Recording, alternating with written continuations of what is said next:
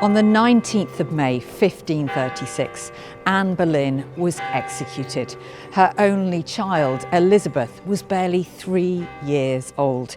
She was immediately declared illegitimate and stripped of her title of princess. From birth, the odds were stacked against Elizabeth. She was third in line to the throne, labelled a bastard, and of course was the wrong gender to rule. And later she would be taken prisoner in the Tower of London before being moved here to Hampton Court under house arrest, and then subject to numerous plots and conspiracies against her life. So exactly how did Elizabeth rise to power?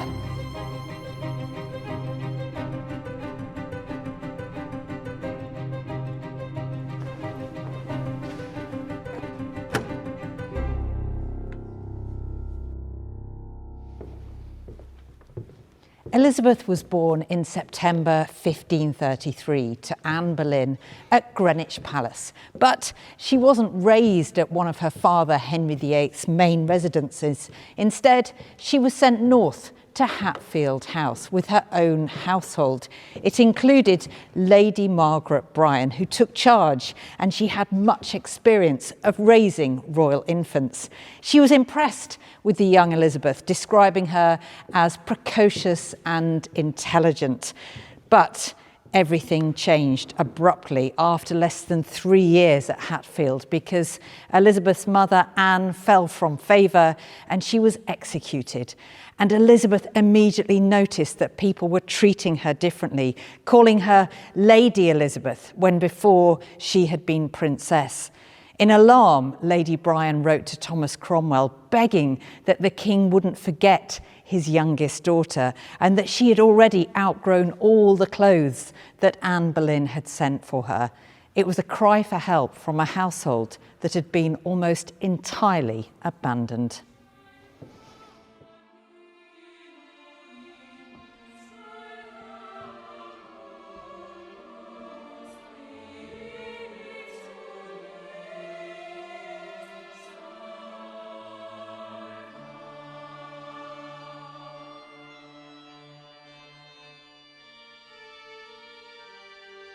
In 1537, Jane Seymour, who replaced Anne Boleyn, gave birth to a son, Edward, here at Hampton Court, thus cementing the Tudor dynasty.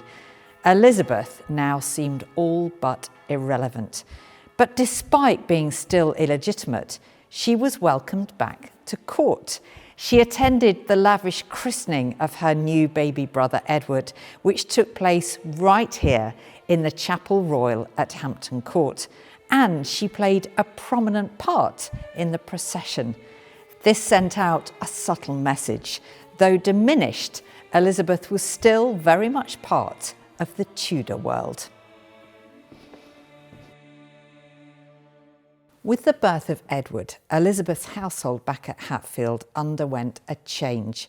Lady Bryan was now appointed to superintend Edward's upbringing, which meant Elizabeth was once more sidelined. But this shift in her household introduced a new influential character to Elizabeth's upbringing. Katherine Champenoun, or later Cat Astley, was Elizabeth's new governess and would superintend her education and upbringing, but also become a lifelong confidant. Under Cat and later Roger Ascham, Elizabeth was tutored in Latin, Italian, Greek, French. She was fluent in several languages by the time she reached her teenage years. She also learned history, theology, philosophy. She was an exemplary student. Meanwhile, Elizabeth's father had been widowed and remarried twice. Henry's fifth wife was the young Catherine Howard, and she took a real shine to the young Elizabeth, who was now 6 years old. But Catherine would be taken away from Elizabeth just as abruptly as her mother Anne Boleyn had been. Catherine also was accused of adultery and executed. Elizabeth was then just 8 years old, and she declared from that moment, "I will never marry."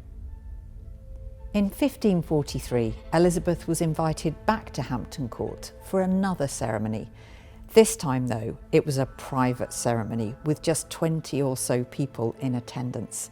It took place in the Queen's private apartments, and it was the wedding of Henry VIII to his sixth and final wife, Katherine Parr.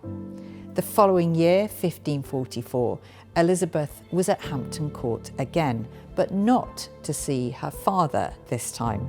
She'd been invited by her stepmother, Katherine Parr, who was acting as regent while Henry was off fighting a campaign in France.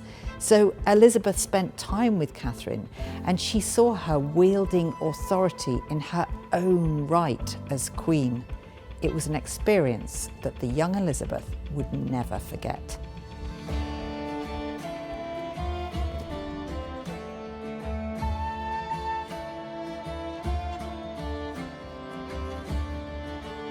In September 1544, Henry came back to court, and in the same year, influenced by Katherine Parr, he decided to restore both his daughters to the line of succession.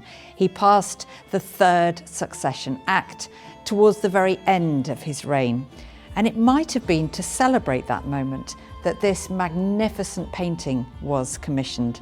Now in the Royal Collection Trust, it shows Henry with his third wife Jane Seymour, his precious son Edward there on his right, his elder daughter Mary, and then here we have Elizabeth. The message was clear. The bastard child was now back in the picture. Henry VIII died in 1547 when Elizabeth was 13. Her younger brother Edward became king at the age of just 9. Elizabeth went to live with her former stepmother Katherine Parr and her new husband Thomas Seymour. But Seymour soon began to pay inappropriate attention towards Elizabeth, and she was sent away. Well, Katherine Parr died not long afterwards, and Thomas Seymour tried to marry Elizabeth. He ended up a prisoner in the Tower, and Elizabeth herself was interrogated. Her servants, Cat Astley and Thomas Parry, were sent to the Tower for questioning too. It had been a terrifying experience. Seymour was executed in 1549, and Elizabeth had learned to trust very few people. Despite being a young king, Edward had very strong ideas about religion, and it was during his reign that the Reformation really took hold.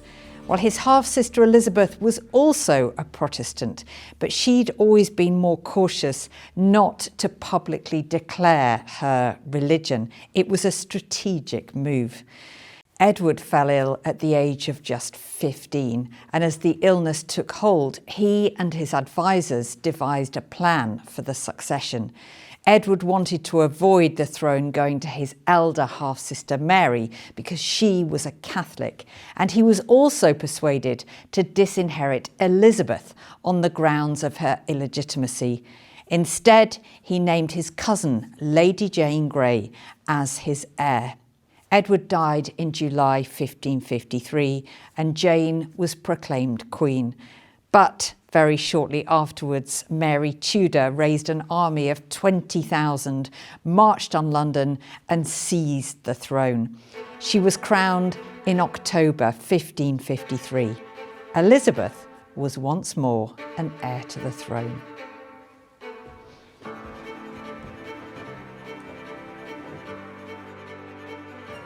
In late 1554, Mary believed herself to be pregnant. Well, if true, this would have destroyed Elizabeth's chances of ever coming to the throne.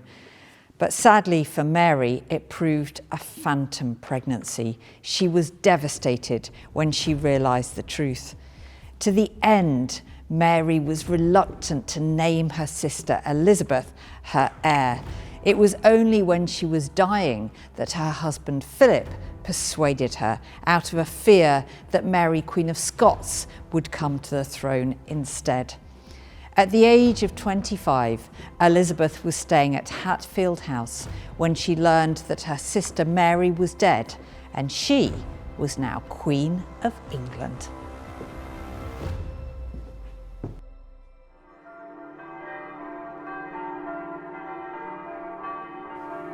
From the age of just 2, Elizabeth was under threat. Her inheritance meant that throughout her childhood and youth, she was constantly in danger and in fear for her life. But the issue of the succession would continue to haunt her after she came to the throne, because throughout her long reign, she would be plagued with the question of who would succeed her. Watch out for our next episode on the end of the Tudors and the succession crisis that unfolded during Elizabeth I's reign.